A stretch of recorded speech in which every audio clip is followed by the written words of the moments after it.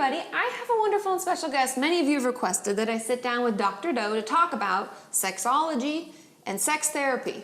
There's a difference, I guess. I'm sitting down with Dr. Doe, Lindsay Doe. Hi. Tell them what you do. I'm a clinical sexologist in Missoula, Montana. I'm visiting you.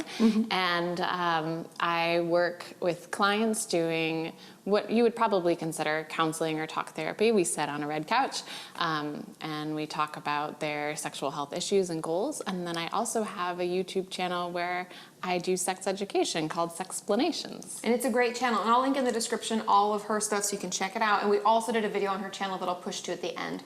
But today I want to talk about, because I learned something new, you guys. I had no idea that sex therapy was different than what Lindsay actually does. So tell us a little bit about how we break those up.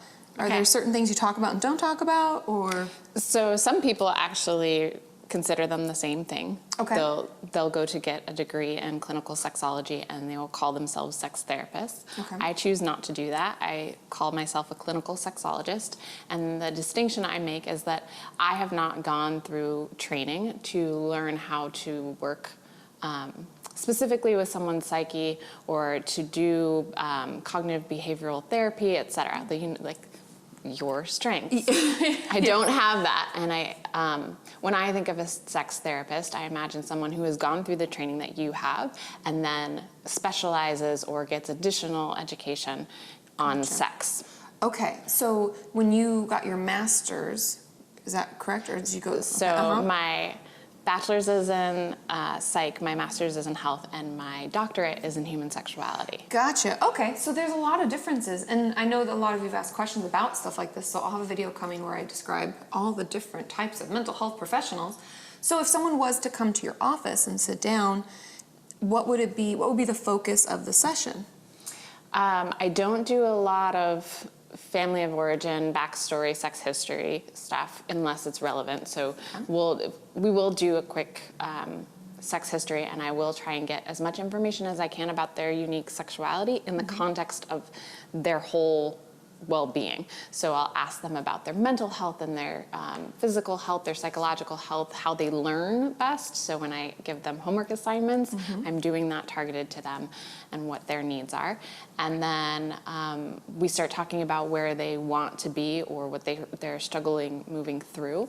And really, I see my role as holding space for them to not be judged for who they are. And then they do a lot of the work themselves to unpack what's going on in a supportive environment. Of course, and I mean, in all truth, that's what I do a lot. Yeah. Like we talk a lot in the therapy world about our offices being like a safe holding environment, where it's like all the nitty gritty, icky, I'm embarrassed things can come out and play, and it's okay, and we can talk about it, and then you can leave it there, and then you can come back next week, and it's okay. So it sounds like very much the same. Yeah. Do you specialize, so sex therapy, okay, so a different thing. Do you know a little bit about how that plays out or what that would look like? Very similar, right? But I think that looks more like your profession with the sex piece added in, which a lot of therapists don't have, and I wish that they would. Yeah. When someone comes to me, the difference is that I'm more in an educational role. Here, I can actually explain it for you. So there is a model called the Plissit model, Plissit. I've done a video on it, which you can link to, but in the description. Essentially how it works is that you have 4 tiers of treatment, and the first one is permission. So permission to be who you are, permission to masturbate, permission to do more research.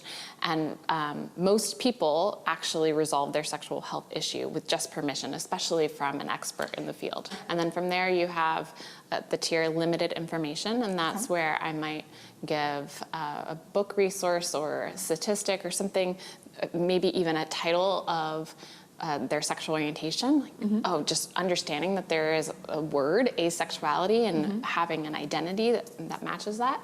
And then from there, you have an even smaller group, which is specific suggestions. So then I might teach techniques, even more book references, or, specific suggestions. And then the very, very last tier is out of my realm.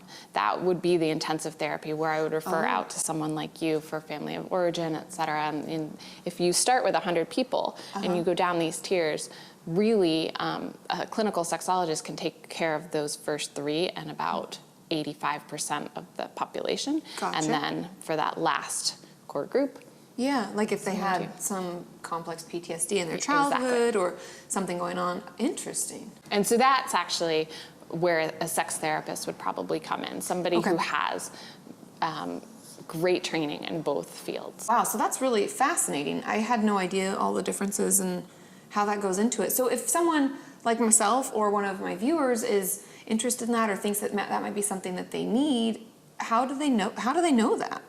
Okay, so I relate sexology to dentistry, and I think that it would be really great if people had a sexologist that they went and did a regular teeth cleaning with, or got a checkup. And so ideally, everyone would have a clinical sexologist or a sex therapist or a therapist who can talk about sexual issues.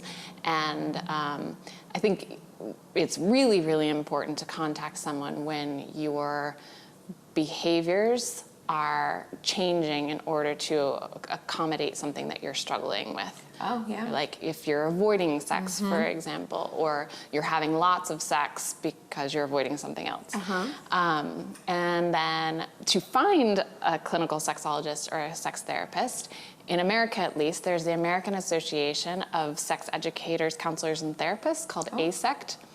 And We'll put the link in the description. yeah. That's really cool. And so you can search by your location, and it will pull up a list of all the people. And Patty Britton has a really awesome book on the art of sex coaching, if you're interested in how to kind of get involved in being a sex professional. Yeah, interesting. It's so fascinating to learn about other types of mental health professionals, and there's something for everybody. I think that's kind of the message that I want to get across, is that if something in your life is bothering you, if something is holding you back, you feel like you're doing something more or less as a way to compensate for something. I talk about coping skills, like using self-injury, using eating disorders, and sex can be used the same as kind of like a way to punish yourself, harm yourself, and things like that. Like restricting it could be punishing to you as well. And so I think it's really important to take time. That's why I always recommend journaling and things like that, to take time to kind of go inside and figure out what's going on and where is this coming from and what's the root of it. And that's why you see people like Lindsay and myself. Aww. I know. So we did a video on her channel. It's wonderful. Click over here to check it out. I'll put the link in the description, and hop over there and subscribe. Her channel's amazing. It's another wonderful way to get educated about a whole nother realm of mental health and sex health. Thanks, Katie. Yeah, thanks for coming all the way to LA. We'll see you next time.